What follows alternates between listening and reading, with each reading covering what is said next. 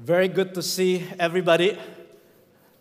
Baik Anda yang hadir onsite maupun Anda yang online, saya harap Anda semua dalam kondisi sehat dan di dalam penyertaan Tuhan.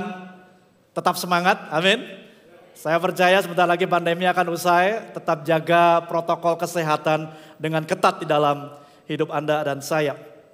Pagi tadi ada beberapa jemaat yang memberikan anak-anak mereka untuk didedikasikan kepada Tuhan. Boleh berikan aplaus, boleh berikan sorak-sorai. Anda yang di rumah juga boleh chat to congratulate them. Saya dan tim Pastoral IFJF Surabaya memberikan selamat kepada Anda para orang tua. Happy parenting. Saya percaya dan berharap it will be one of the most rewarding experiences in your life.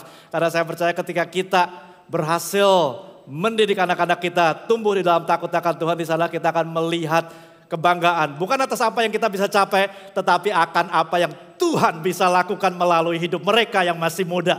Yang setuju katakan amin. Time will fly. Bapak Ibu yang barusan menyerahkan anak-anak Anda ya. Time will fly. So treasure your moment.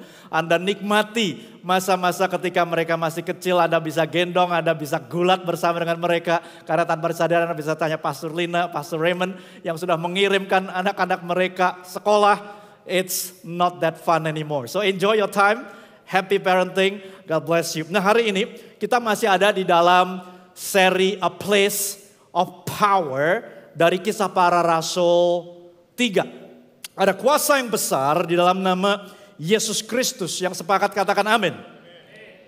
Dan sebagai pengikut Kristus, kuasa itu hendaknya tidak hanya perlu kita ketahui, tetapi perlu kita alami dan kita hidupi. Karena kuasa itu kalau hanya kita ketahui, seperti halnya kalau saya bilang bahwa sotonya Solo itu yang paling enak. Anda orang Surabaya gak percaya gitu. Karena Anda mungkin belum pernah merasakannya. You haven't tasted and seen betapa lesatnya soto dari Solo gitu. Nanti Anda bisa minta, sekarang kan udah deket nih ya. Anda bisa minta teman Anda antar, it's 2.5 hours drive, 3 hours drive. Anda bisa tiba di Solo dan menikmati soto tersebut. Sama halnya, sebagaimanapun saya menceritakan betapa lezatnya soto yang barusan saya nyatakan. Kalau Anda hanya mengetahui, belum merasakannya, sia-sia apa yang Anda ketahui, betul? Sama dengan kuasa Tuhan. Anda perlu tidak hanya mengetahui, tetapi Anda perlu mengalaminya dan menghidupinya senantiasa. Kisah Para Rasul 3 ketika berbicara cerita Petrus dan Yohanes bertemu dengan seorang lumpuh, meminta sedekah. Little did he know, dia gak sadar bahwa apa yang hendak dia terima bukan hanya sedekah, tetapi sebuah berkat yang melimpah. Karena Tuhan yang kita sembah adalah Tuhan yang sanggup melakukan jauh lebih besar daripada apa yang kita doakan dan pikirkan, beyond your wildest dream. Disinilah kita harus percaya bahwa Tuhan senantiasa punya maksud, punya rencana yang jauh lebih baik daripada rencana kita sendiri. Di minggu pertama kita melihat bahwa si lumpuh tidak hanya mendapatkan kesembuhan, tetapi juga si lumpuh mendapatkan pengharapan dan tujuan. Ada kuasa di dalam nama Yesus yang memberikan pengharapan, kesembuhan, dan tujuan. Di minggu yang kedua, nama Yesus kita lihat dapat membuat kita rendah hati. Memberikan kita keberanian untuk bersaksi. Dan kemudian juga membawa kita kepada yang namanya pertobatan sejati. Seperti ayat bacaan kita pada pagi hari ini dalam Kisah Para Rasul 3 ayat 19-20 tadi kalau salah yang kita baca. Dan kita akan baca selanjutnya bukan selanjutnya sebetulnya. Karena Pastor Seva minggu lalu sudah sempat baca di ayat 18. Tetapi disitulah yang akan menjadi nats kita berputar di Kisah Para Rasul 3 ayat 18. Kalau saya boleh mundur sedikit di Kisah Para Rasul 3 ayat 12 sampai 15. Saya akan bacakan untuk saudara dan bisa ditampilkan di sana. Dikatakan ayat 12, Petrus melihat orang banyak itu lalu berkata, "Hai orang Israel." Petrus suaranya saya rasa lantang ya, bukan suara yang kecil gitu. Mungkin suaranya lebih besar dari suara saya, karena suara saya kata istri saya kalau di mall dulu waktu anak-anak kecil, saya panggil itu katanya satu mall bisa denger gitu. Karena saya suaranya lantang sekali dan kalau manggil gak inget tempat, gak inget waktu. Sehingga suara Petrus saya rasa jauh lebih lantang dari suara saya. Dia berkata, "Hai orang Israel, mengapa kamu heran tentang kejadian itu dan mengapa kamu menatap kami Dia berkata kami itu adalah si Petrus dan Yohanes. Seolah-olah kami yang membuat orang ini berjalan karena kuasa Allah atau kesalahan kami sendiri. Allah Abraham, Ishak dan Yakub, Allah nenek moyang kita telah memuliakan hambanya yaitu Yesus yang kamu serahkan dan kamu tolak di depan Pilatus. Walaupun Pilatus berpendapat bahwa ia harus dilepaskan. Ayat 14, tetapi kamu telah menolak yang kudus, yang benar, serta mengendaki seorang pembunuh sebagai hadiahmu. 15a kita baca, demikianlah ia pemimpin kepada hidup atau pemimpin yang hidup telah kamu bunuh. Sepertinya Bapak Ibu Saudara sekalian, Petrus ini sedang marah, betul? Terutama kalau yang baca saya nadanya seperti itu. It sounds like Peter was really upset. He was really angry. Karena mungkin dia berpikir, lu orang ngapain sih ngikutin gua? Anda ingat ceritanya, jadi selumpuh minta-minta, kemudian Petrus bilang, mas pera aku gak punya, dalam nama Tuhan Yesus bangkitlah, maka si lumpuh bangkit, kemudian di sana dia memuji menyembah Tuhan. Orang-orang yang kenal, lu ini bukannya si lumpuh, ngikutin si Petrus sama Yohanes. Disitulah akhirnya Petrus berpaling dan berkata, hey, lu ngapain sih ikutin kita gitu? Emang kita yang bikin dia ini bisa bangkit? Yang bikin si lumpuh bangkit adalah Yesus yang kamu salib, yang kamu serahkan ke Pilatus, yang sengaja kamu hina, kamu ludahi. Dan Petrus mungkin berkata kata yang panjang, tapi Lukas penulis di Kisah Para Rasul hanya mencatatkan sekian banyaknya. Saya ajak teman-teman untuk berpikir sejenak. Kira-kira siapa yang harus disalahkan atas kematian dari Yesus Kristus? Kalau boleh saya berikan beberapa opsi, pilihan berganda, Anda bisa memilih sendiri. Yang pertama opsinya adalah orang Israel atau orang Yahudi. Karena mereka lah yang menyerahkan Yesus bukan? Agar diadili, bahkan hanya diadili tapi dihukum seberat-beratnya. Dan tanpa ragu mereka tadi dikatakan mereka memilih sebagai pengganti daripada Yesus, yaitu seorang pembunuh yang begitu sadis, begitu kejam namanya Barabas, untuk dilepaskan sebagai pengganti Yesus yang mengambil posisinya untuk dihukum seberat-beratnya.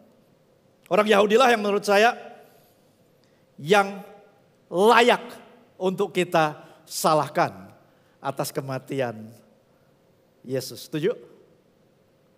Oke, masih hening. Oke, yang kedua, saya tahu Anda berarti mau dengar opsi kedua ketiga. Smart move ya.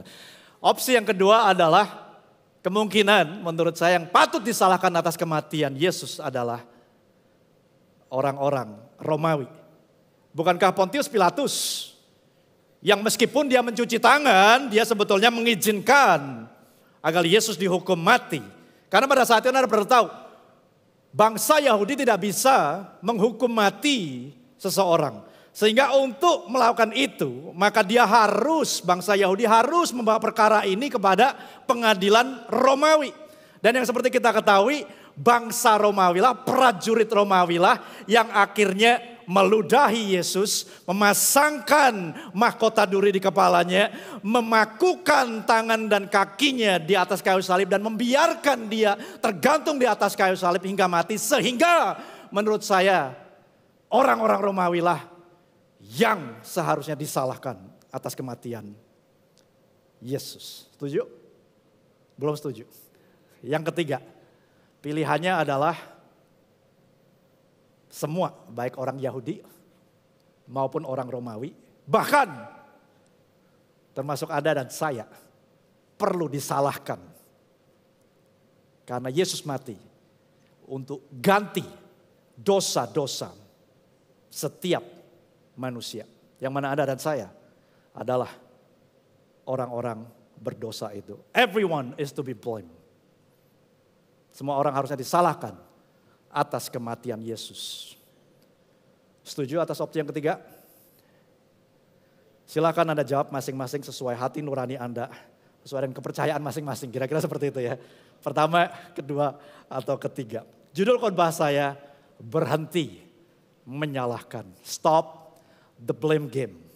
Berhenti menyalahkan. Tanpa kita sadari, kita ini sering main nyalahin aja. Gara-gara salah dia sih. Oh gara-gara salahmu. Oh gara-gara salah perang makanya minyak hilang. Ya nggak ngerti nggak apa-apa gitu. Setiap dari kita belajar menyalahkan orang lain sejak kita ini masih kecil. Saya yakin gak ada orang yang secara sengaja mengajarkan. Orang tua apalagi Anda yang barusan mendedikasikan anak-anak Anda, saya yakin Anda tidak akan pernah mengajarkan nak-nak. Nanti belajar nyalain ya, itu karena supaya naik kelas harus nyalain banyak orang. Enggak, saya yakin orang tua gak akan pernah mengajarkan seperti itu. Tapi saya mau berikan tips kepada orang tua, terutama Anda yang barusan menyerahkan anak-anak Anda untuk didedikasikan tanpa kita sadari. Seringkali kita menanamkan benih-benih, menyalahkan satu dengan yang lain. Contohnya, Anda lagi ketemuan sama orang, bawa anak kecil Anda. Kemudian telat. Cara paling gampang gimana? Aduh sorry ya, tadi dia telat bangun, anaknya yang ditujuk. Tadi dia mau berangkat tahu-tahu harus diganti diapernya. Padahal muacae sing kesuwen. Atau dandan make upnya yang terlalu lama, bahasa Indonesia yang baik dan benar kira-kira seperti itu. Atau misalnya ini, anaknya kemudian kebentur meja atau jatuh dari kursi. Kemudian orang tuanya apa? Nakal nih kursi ya, nakal nih meja ya. Teman-teman, monkey see, monkey do. Mereka lihat, mereka lakukan. Kalau Anda mengajarkan itu, maka anak-anak ini dari kecil sudah dididik, dibina bahwa harus belajar nyalain orang lain ternyata ya. Kalau gue jatuh itu yang salah bukan gue. Si kursi ini goblok gitu. Bikin gue jatuh gitu. Nah disinilah kita harus belajar agar kita tidak menanamkan benih-benih itu. Oke? Nah Yesus sendiri dia pernah ditanya sama murid-muridnya. Ini tercatat di Injil Yohanes 9 ayat 2 dan 3. Dia tanya, Rabi siapa sih yang buat dosa? Orang ini atau orang tuanya sehingga ia itu dilahirkan buta. Yesus menjawab seperti ini. Stop the blame game. Berhenti menyalahkan. Bukan dia, bukan juga orang tuanya. Tetapi karena apa? Karena pekerjaan Allah harus dinyatakan di dalam dia. Bahkan kalau kita tarik mundur sampai awal dari firman Tuhan yaitu di kitab Kejadian. Maka salah menyalahkan ini sudah ada sejak zaman itu. Dosa awal yang pertama dilakukan ketika Tuhan bertanya kepada Adam. Ingat di Kejadian 3 ayat 11, 12, 13. Tuhan tanya siapa yang kasih tahu kalau kamu telanjang Adam? Gitu. Apa yang kamu lakukan? Kamu sudah pasti sudah makan buah itu bukan? Adam menjawab ayat 12 dengan gampangnya apa? Salahin dia. Si wanita yang kamu kasih ke aku ini. Cakep sih tapi. Gitu. Dia yang kasih aku makan buah itu. Maka Tuhan tanya kepada si Hawa. Hawa, kamu makan buah itu bukan Tuhan, si ular yang kasih gua makan. Dia tipu-tipu. Sudah sering salah menyalahkan ternyata sejak kejadian. Sejak awal muasalnya. Jadi ini sudah tabiat ternyata. Sudah merupakan kelakuan yang mendarah daging di dalam hidup manusia. Sejak awal penciptaan ketika mereka masih Taman Eden loh. Sehingga teman-teman kalau Anda nanti tahu-tahu menyalahkan orang lain, orang tua Anda, teman, rekan kerja, ataupun pasangan Anda bisa dengan mudah katakan ini kesalahan dari Adam dan Hawa. Lo baru aja dikasih tahu stop the blame game. Kita sudah belajar menyalahkan si Adam dan Hawa lagi. Kembali lagi kita ke sana gitu. Nah coba kalau kita kembali ke Kejadian. Di dalam kitab Kejadian, menurut saya kalau ada satu orang yang berhak untuk memainkan permainan menyalahkan, to play the blame game, his name is Joseph. Orang ini namanya Yusuf. Kalau ada satu orang di kitab Kejadian yang berhak untuk memainkan permainan ini. Musa menuliskan kehidupan Yusuf itu dari pasal kalau salah 37 sampai 50, panjang banget. Lebih panjang daripada kehidupan si Nuh lah, si Abraham lah, si bapaknya si Yakub lah, Ishak lah. Gitu. Lebih panjang dari itu semua. 37 sampai 50, panjang sekali. Di dalam kepanjangannya itu, tapi saya nggak menemukan bahwa si Yusuf ini berkeluh kesah loh. Saya nggak menemukan Yusuf ini menyalahkan orang-orang di sekitarnya atau lingkungannya loh. Tetapi saya percaya, Yusuf bukan Yesus. Yusuf adalah manusia berdosa seperti Anda dan saya. Setidaknya pasti terbesit pemikiran untuk menyalahkan orang-orang di sekitarnya. Atau bahkan mungkin karena Musa tidak menaruh, bukan berarti Yusuf tidak menyalahkan orang.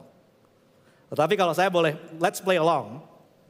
Saya rasa Yusuf di dalam, in the bottom of the pit, di bawah sumur kehidupan ini, maka dia akan memainkan beberapa game menyalahkan ini, the blame game. Yang pertama mungkin adalah grup yang dia salahkan adalah grup otoritas namanya. Dalam hal ini bisa jadi orang tuanya, betul?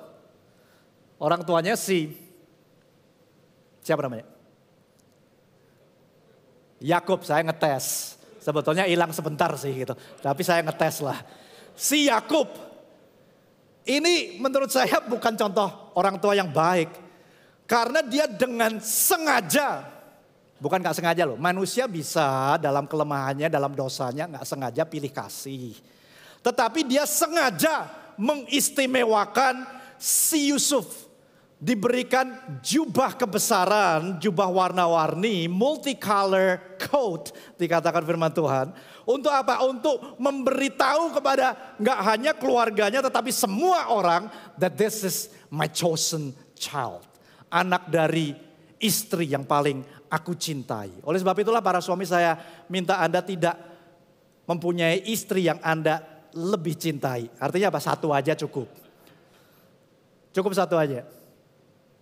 Ini menurut saya Yusuf sudah salah di awal. Sehingga Yakub, that's right. Yakub salah. Saya menguji. Thank you tadi gitu. Si Yakub salah karena dia pertama kali sudah memberikan keistimewaan, kekhususan kepada si Yusuf. Sehingga Yusuf berhak kalau saya boleh bilang menyalahkan si Yakub karena dia jadi dibenci oleh saudara-saudaranya. Kalau masih bicara otoritas mungkin yang bisa disalahkan lagi dia bisa menyalahkan Tuhan yang lebih tinggi daripada bapaknya. Kenapa? Karena ingat gak di cerita si Yusuf ini ketika dia disuruh bapaknya untuk ke ladang cari kakak-kakaknya. Si Yusuf ini anak kecil umur 16-17 tahun. Dia masih mungkin buta arah sehingga dia kakakku di mana ya? Akhirnya dia ketemu somehow, kok bisa ketemu? Bahasa Jermannya dilalah, kok bisa ketemu sama nih orang laki-laki dikatakan firman Tuhan, gak disebutkan siapa, gembala juga enggak. Dia tanya, tahu nggak kakak saya di mana? Orang ini tahu-tahu bilang apa? Itu kakak lu di sono tuh. Tadi aku barusan lihat. Sehingga Yusuf bisa dengan mudah, Tuhan, andai saja engkau tidak mempertemukan aku dengan manusia itu. Ini sepertinya pengalaman pribadi gitu ya. Maka aku tidak akan masuk di dalam sumur kehidupan ini. Bisa? Berhak dong. Saya rasa berhak sekali. Kategori grup yang kedua yang Yusuf bisa salahkan menurut saya adalah dia bisa menyalahkan lingkungannya. Dengan cepat saja, lingkungan yang pertama mungkin adalah lingkungan saudara-saudaranya. Karena saudara-saudaranya lah yang akhirnya mengambil, menelanjangi dia dari jubah kebesarannya. Dan kemudian karena sudah timbul kebencian, keirian, niat yang jelek di dalam hatinya. Sehingga akhirnya Yusuf rencananya mau dibunuh tetapi akhirnya dijual.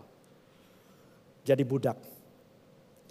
Masih dalam kategori lingkungan, Yusuf bisa menyalahkan istri Potifar.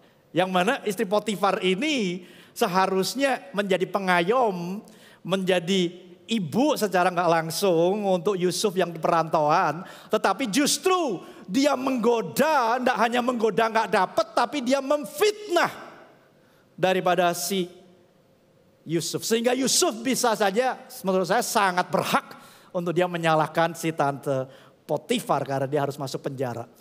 Masih di kategori lingkungan, Yusuf bisa aja menyalahkan si juru minum. Juru minum ini dia artikan loh mimpinya. Dengan catatan tadi nanti kalau lu bebas, inget gua ya. Gua udah lama di penjara, gua pengen makan kue tiaw apeng. Cepetan kasih tahu gitu. Ternyata setelah bebas, lupalah dia. Sehingga dia berhak menurut saya untuk menyalahkan si juru minum. Yang ketiga kategorinya, dia berhak untuk menyalahkan dirinya sendiri. Oh, me and my big mouth. Oh, gua dan mulut gua yang begitu losnya, begitu besarnya. Antara hati dengan mulut jaraknya cuma 1 milimeter. Sehingga apa yang di hati tahu-tahu keluar di mulut begitu saja tanpa ada filternya. Ini dia bisa menyalahkan, berhak dia menyalahkan dirinya sendiri. Sehingga oleh mulutnya yang begitu naif, arogan, dia membesar-besarkan bahwa aku ini loh yang menjadi pimpinan, nanti kamu semua akan tunduk kepadaku, menyembah aku. Sangat berhak dia untuk menyalahkan dirinya sendiri. Nah, kehidupan Yusuf, saya percaya sedikit memberikan jawaban atas pertanyaan-pertanyaan yang sering timbul antara kedaulatan ilahi dengan kehendak manusia yang bebas. Siapa yang pernah punya pertanyaan ini? Oke, ada beberapa. Kalau gitu kita akhiri kebaktian kita dengan doa. Karena itu yang saya mau jelaskan sebetulnya. Saya jelaskan sedikit. Jelas saya nggak bisa menjawab semua pertanyaan-pertanyaan Anda. Yang berhubungan dengan kedaulatan Tuhan dan kehendak bebas daripada kita. Karena pastinya Anda dan saya punya keterbatasan demi keterbatasan tersebut. Di dalam keterbatasan Anda dan saya mau kita sama-sama coba sih merendahkan hati. Coba kita simak apa yang Tuhan mau ajarkan melalui hal yang sederhana di dalam kehidupannya si Yusuf ini. Coba saya. Alright.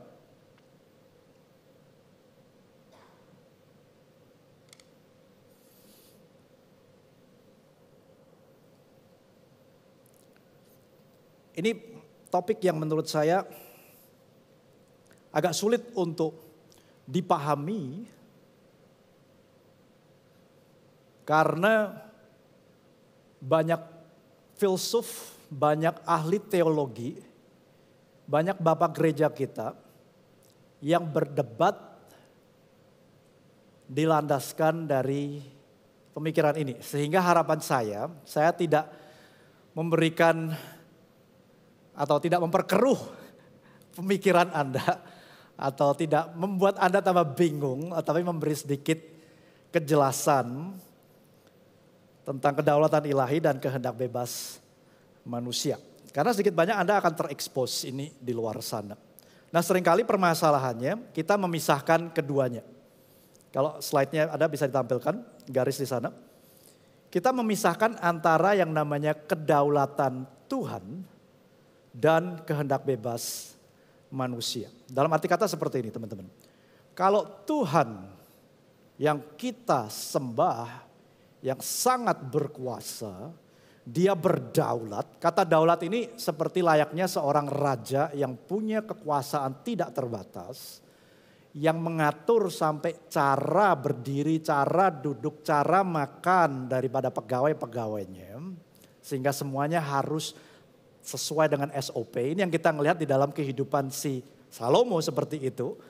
Sampai aturannya bagus sekali sehingga ratu yang datang dari jauh seberang, dia ketika datang dia terkagum atas hal ini. Kembali ke sini, kalau Tuhan yang berdaulat, punya kuasa yang begitu besar, dia sudah mempunyai rencana yang besar buat hidup kita. Oke? Dan kita sudah digariskan untuk hidup di dalam rencana ini.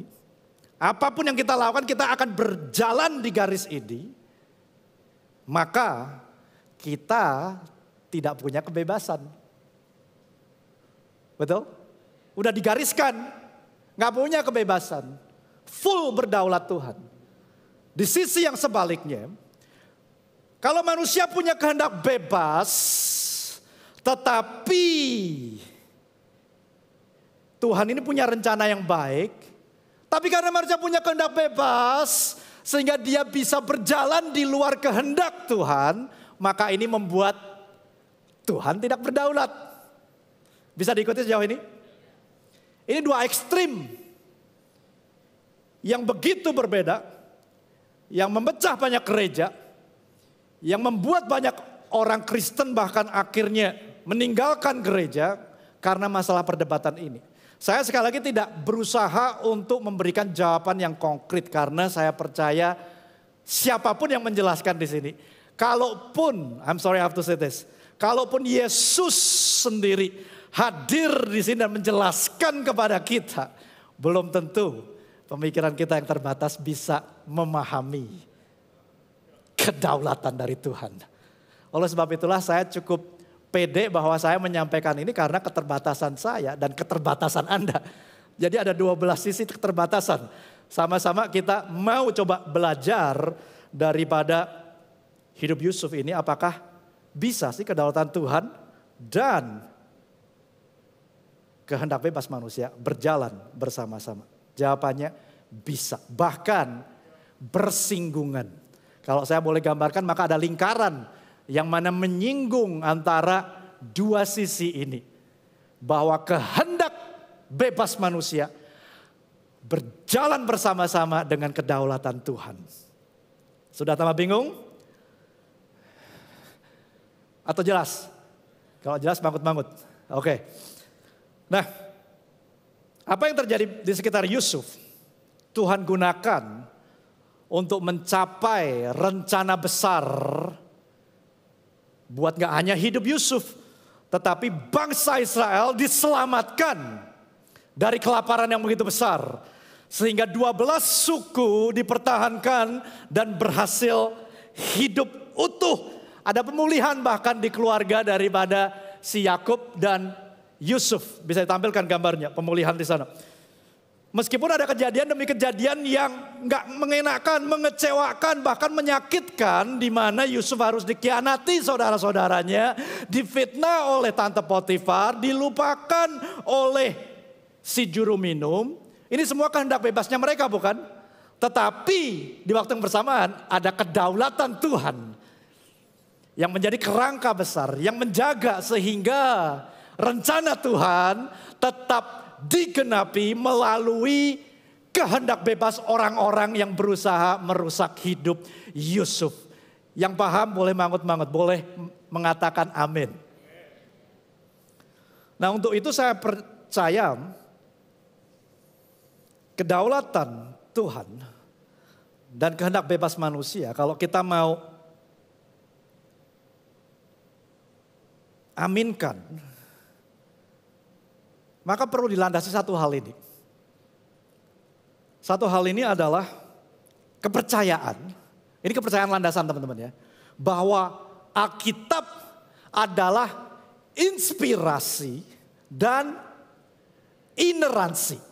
Nah, bahasa ineransi kalau kita periksa di Kamus Besar Bahasa Indonesia KBBI tidak kita temukan.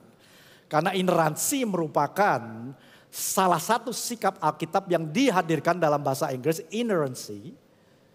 Yang artinya sebetulnya dia sedang menjelaskan suatu doktrin yang menyatakan bahwa Alkitab dalam bentuk aslinya tidak mengandung kesalahan dan 100% benar.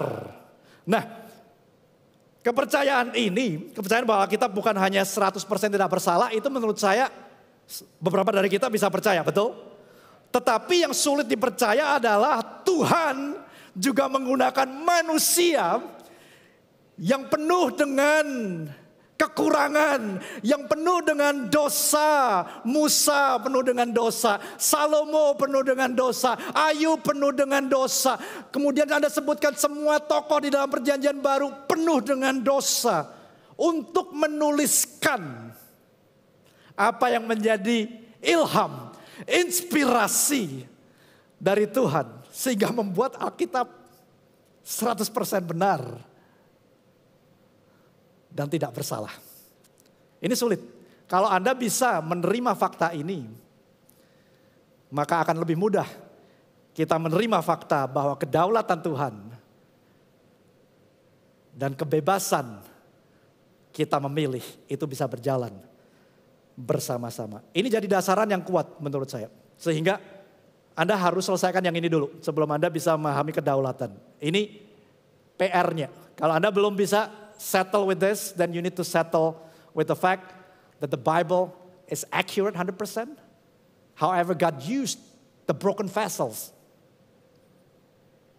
of the patriarchs. Musa, Yakub, Yesaya. Anda sebutkan nama-nama itu. Menuliskan kitab-kitab dan Injil yang kita terima hari ini. Semakin tegang. Saya kasih gambaran deh. Nah ini saya kasih gambaran supaya lebih enteng. Gambarannya gini. Hari ini ada perlombaan balapan motor. MotoGP di Lombok. Yang sedang live saat ini. Gini deh, saya nggak pakai itu deh. Karena belum tentu semuanya suka motor kebut-kebutan. Ataupun kenal siapa Marc Marquez dari Repsol Honda kalau salah dan yang lain-lain. Jadi kita pakai kejuaraan dunia pingpong saja. Yang mana Anda sudah kenal. Pemainnya adalah saya dan Henry. Ya, ini pemainnya. Saya nggak akan manggil Pak Henry naik. Tapi kita berdua lagi berlomba dalam kejuaraan dunia pingpong. Live 20 Maret 2022 hari Minggu jam 10 sampai 10.30 kita sedang bertanding untuk gelar juara dunia pingpong. Oke? Karena Anda adalah jemaat yang baik, Anda ibadah. Jadi gak bisa nonton, betul? Oh bisa pastor sambil nonton. Karena saya biasa begitu, pastor khotbah saya nonton YouTube yang lain. Oh ya oke gak apa kalau bisa. Tapi kebanyakan jemaat yang baik tidak bisa. Jadi kalau lagi ibadah penuh gitu. Nah karena Anda gak bisa menonton live, maka yang Anda lakukan setelah ibadah, Anda akan nonton yang namanya tayangan ulang. Anda akan melakukan replay. Dan karena yang bikin ilustrasi saya, maka yang menang saya, bukan Henry ya. Nah, jadi ketika Anda nonton replaynya, Anda hebat banget Pastor Bobby ini pingpongnya gitu. Henry dikasih 0 gitu. Wow. Dan berapapun Anda menonton tayangan, berapa kali pun Anda nonton tayangan ini, hasilnya Henry kalah. 0, saya menang. Lu mau nonton 100 kali, 1000 kali hasilnya sama. Betul? Karena pada saat itu Anda gak di sana. Tayangannya aja sekarang ada. Sehingga kalau Anda lihat berulang-ulang itu akan tetap sama hasilnya. Tetapi ketika saya sama Henry sedang bertanding 11 sampai 11.30 tadi, maka kita sedang ada di dalam kehendak bebas kita. Yang mana Henry pasti mau menang. Dia mau buktiin dia jago.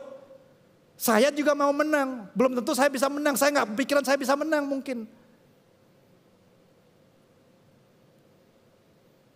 Pada saat itu kita exercise our free will. Tetapi kalau Anda melihat tayangannya, maka seakan-akan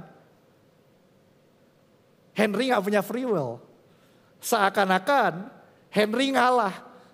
Padahal dia benar-benar gue kalahin. Karena gue jago. Sama halnya ada 2 dimensi.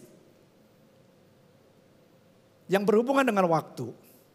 Yang pertama dimensi yang terbatas dengan waktu. Yang mana Anda dan saya hidup terbatas dengan waktu. Pada saat hari Minggu 20 Maret 2022 jam 11 sampai 11.30. Kita ada di dalam dimensi waktu di mana 30 menit itu kita bertanding mati-matian. Tetapi ada dimensi yang kedua, dimensi yang tidak terbatas dengan waktu. Yaitu tayangan yang Anda lihat kembali pada saat ini, besok, lusa, tahun depan, 10 tahun lagi. Tayangan itu menyatakan bahwa saya menang, Henry kalah. Karena tayangan tersebut tidak terbatas waktu. Demikian halnya dengan kedaulatan Tuhan. Anda gak bisa mengukur kedaulatan Tuhan dan kehendak bebas manusia dengan satu dimensi yang sama. Karena Tuhan tidak terbatas oleh waktu. Dia yang menciptakan waktu. Before there's time, there was God. Before there's space, there was God. Tuhan tidak bisa terbatas oleh ruang dan waktu. Sehingga kalau Anda berusaha ngukur dengan ukuran waktu yang sama, nggak akan bisa ketemu antara namanya kedaulatan Tuhan dan kehendak bebas manusia. Ukurannya harus berbeda. Karena Tuhan bisa berada di luar waktu, sehingga Tuhan sebetulnya bisa mengetahui apa yang akan terjadi. Yang seakan-akan itu merupakan kontrol bahwa kita harus seperti ini. Enggak juga gitu. Karena kalau Anda replay video pertandingan saya Henry tadi, maka sepertinya Anda bisa mengetahui betul apa yang akan terjadi. Karena itu sudah terjadi. Ini sama halnya dengan Tuhan. Saya tahu ini bukan konsep yang mudah untuk kita bisa cerna bersama-sama. Oleh sebab itulah kedaulatan Tuhan dan kehendak bebas perlu kita interpretasikan di dalam konsep kebenaran firman Tuhan. Yang mana memang kita nggak bisa memahami. Karena kemampuan saya sangat terbatas, sekali lagi, dan kemampuan Anda pun untuk menerimanya memiliki keterbatasan. Jadi ketika kita bicara tentang kedaulatan Tuhan, pemahaman manusia hanya akan membawa kita sejauh analogi yang saya berikan, yang mana jauh dari sempurna. Di luar itu, maka kita harus berjalan dengan iman. We have to walk by faith. That's what faith is for. Disitulah iman diperlukan. Iman untuk percaya bahwa dia tidak hanya Allah yang berdaulat, tetapi dia Allah yang punya rencana yang terbaik untuk hidup Anda dan saya. Dia bukan hanya Allah yang berdaulat, tetapi dia Allah yang peduli terhadap apa yang Anda alami saat ini. Sakit penyakit yang Anda alami. Percekcokan di rumah tangga yang saat ini sedang Anda hadapi. Dan lain sebagainya. Use that faith. Pakailah iman itu. Karena keterbatasan kita kalau kita cari.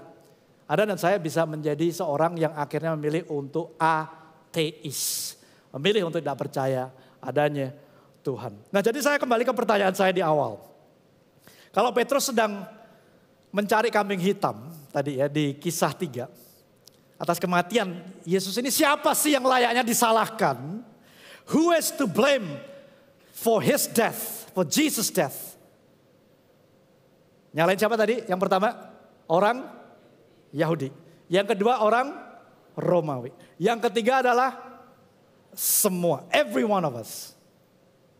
Menurut saya kalau Petrus mau mengarah ke sana, maka dia akan mengambil konteks nomor 3. Semua orang. Dan dia akan berkata menurut saya, enggak hanya kamu, aku pendosa yang lebih besar. Menyangkal dia 3 kali pada saat dia disalibkan. Akulah yang menyalibkan Kristus. Akulah yang membuat Kristus mati di atas kayu salib. Menurut saya kalau itu yang Petrus ingin sampaikan kepada kita, dia akan menuliskannya demikian. Tapi kenyataannya bukan itu yang Petrus ingin sampaikan kepada Anda dan saya.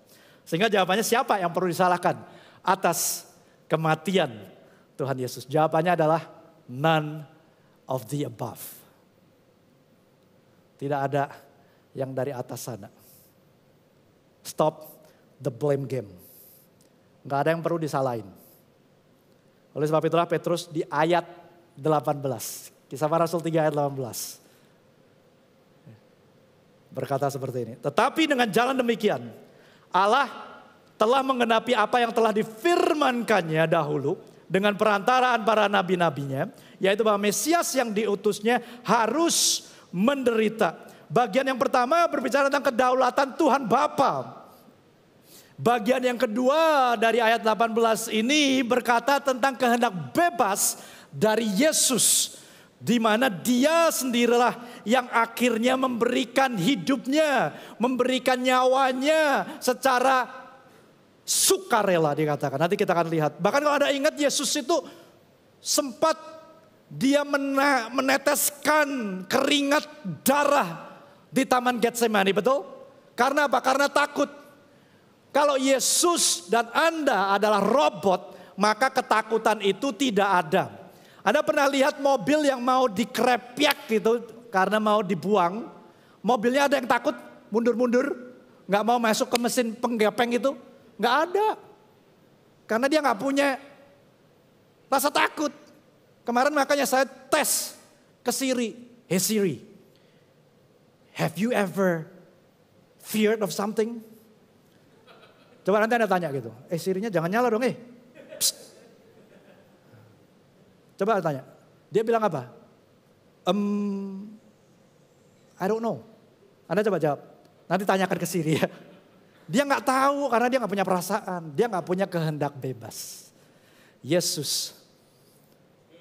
Yohanes berkata, Yohanes 10:17 dikatakan, Bapa mengasihi aku oleh karena aku memberikan nyawaku untuk menerimanya kembali. 18 dikatakan, tidak seorang pun, bukan bangsa Yahudi, bukan bangsa Romawi, bukan lu orang yang ngambil nyawa gua, tetapi aku memberikannya menurut kehendakku sendiri. My free will that I give my life for you. Stop the blame game. Aku berkuasa memberikannya dan berkuasa mengambilnya kembali. Inilah tugas yang kuterima dari Bapakku. Sehingga kalau kita boleh melihat kembali dalam kehidupan Yusuf yang tadi saya beberkan secara singkat meskipun panjang ceritanya kejadian 37-50. Dia berhak menyalahkan otoritas, dia berhak menyalahkan lingkungannya, dia berhak menyalahkan dirinya sendiri. Sehingga saat ini kalau apabila Anda sedang dirundung malapetaka, sakit penyakit, permasalahan di dalam keuangan, di dalam rumah tangga Anda, di dalam keluarga Anda, apapun yang sedang Anda alami saat ini, berhenti menyalahkan orang lain. Berhenti menyalahkan orang tua Anda, berhenti menyalahkan anak Anda, berhenti menyalahkan saudara Anda, berhenti menyalahkan pasangan Anda, berhenti menyalahkan ipar mertua Anda, berhenti menyalahkan bos Anda, berhenti menyalahkan kolega Anda, berhenti menyalahkan pastor Anda, berhenti menyalahkan I-Care leader Anda, berhenti menyalahkan tekan pelayanan Anda, berhenti menyalahkan diri sendiri, berhenti menyalahkan Tuhan. Stop the blame game. Blame never heals. It always hurts. Menyalahkan itu tidak pernah menyembuhkan tetapi justru menyakitkan. Menyalahkan itu tidak pernah memperbaiki hubungan tetapi justru menghancurkan. Menyalahkan tidak pernah menyatukan tetapi justru memisahkan. Menyalahkan tidak pernah membangun tetapi meremukkan hubungan. Menyalahkan tidak pernah memberikan solusi. Tetapi menyalahkan selalu menambahkan permasalahan. Stop blaming, start taking responsibility. Ambil tanggung jawab di dalam hidup Anda. Kalau saat ini Anda sedang di posisi menyalahkan orang lain, siapapun itu, otoritas, lingkungan, diri Anda sendiri, then this word is for you. Firman Tuhan ini untuk Anda cermati. Kemarin saya ada di ibadah penutupan peti salah satu Tante Mary yang meninggal. Tante dari istri saya Mary. Bukan Tante Mary namanya. Just to clarify, I'm sorry. It's not really funny. No, I'm okay. It's okay if you laugh. Enggak apa-apa, saya enggak marah. Bapak pendetanya ini berkata cukup baik menurut saya. Saya sangat menyimak ketika pendeta itu bicara di pemakaman atau kematian. Karena disitulah saya mendapatkan banyak ilham sebetulnya. Tuhan berkata berbahagialah Anda yang datang ke pemakaman daripada pernikahan loh. Jadi kembali ke sini. Bapak pendeta berkata di setiap batu nisan kita. Atau yang Anda lihat sekarang atau nanti batu nisan kita. Selalu ada 2 tanggal. Tanggal kelahiran dan tanggal kematian. Di antara 2 tanggal ini ada satu garis penghubung yang sangat kecil. Sekecil itulah hidup Anda dan saya. Sependek itulah hidup Anda dan saya. Lu mau 10 tahun, lu mau 100 tahun, dashnya cuma segitu. Jadi jangan luangkan waktu Anda yang berharga to play the blame game. Berhenti menyalahkan. Karena hidup Anda terlalu berharga untuk menyalahkan orang-orang di sekitar Anda. Atau diri Anda sendiri. Nah kita biasanya menyalahin orang lain atau lingkungan kita ketika sesuatu itu berjalan di luar rencana kita. Out of our control. Kalau sesuatu berjalan sesuai dengan rencana kita atau bahkan lebih baik dari rencana kita tidak pernah menyalahkan orang lain bukan? Misalnya Anda lagi traveling, Anda dapat upgrade hotel, Anda dapat upgrade pesawat. Ada yang pernah datang ke counternya, ini salah siapa ini?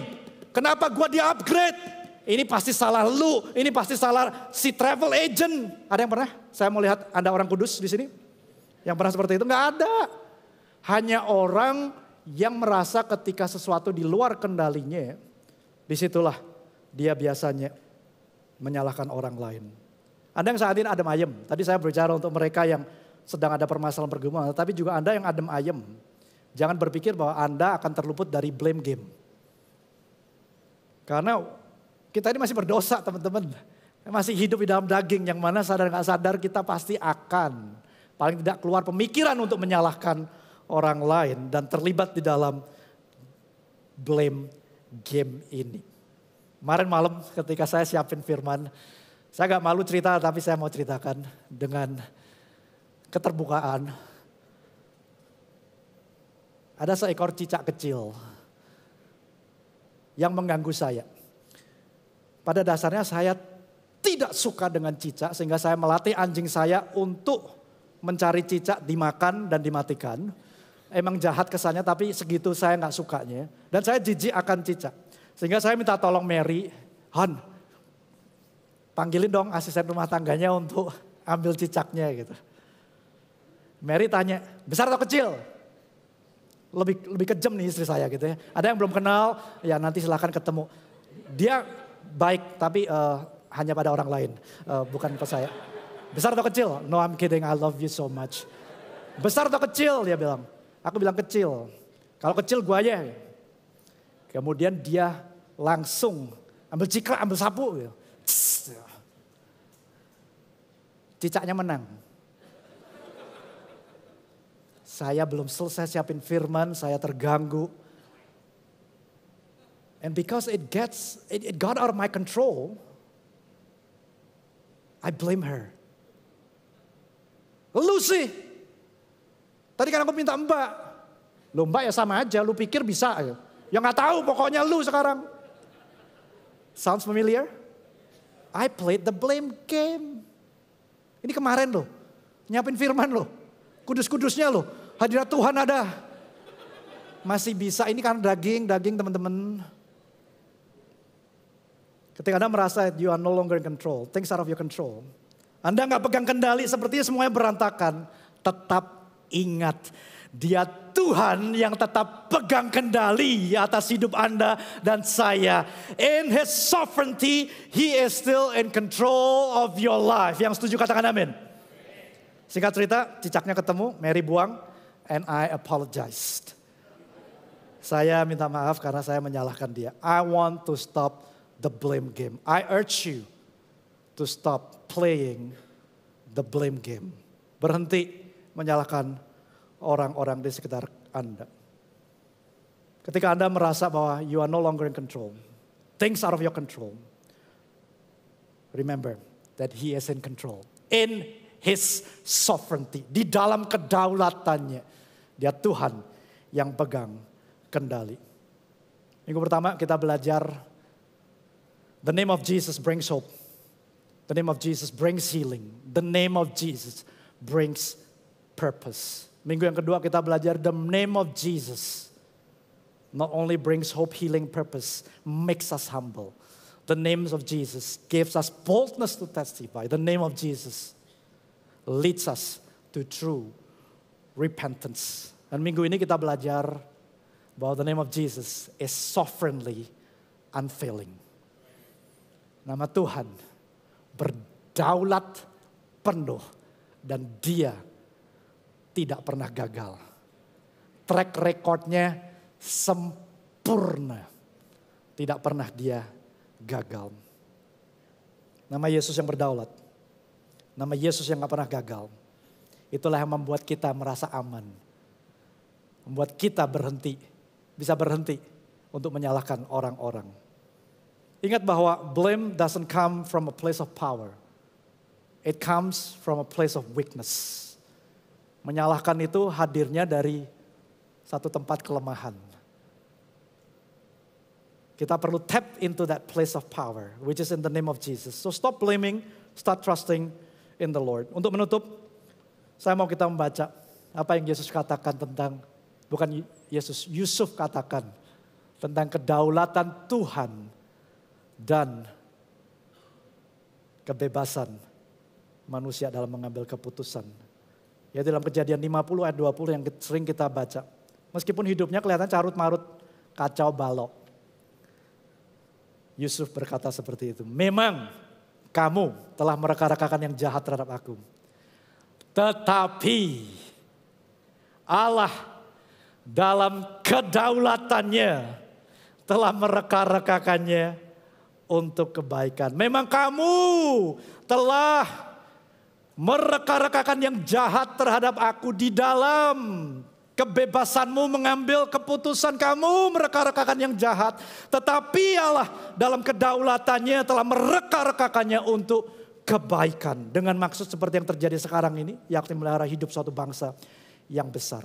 The best way to stop the blame game is to trust in His sovereignty.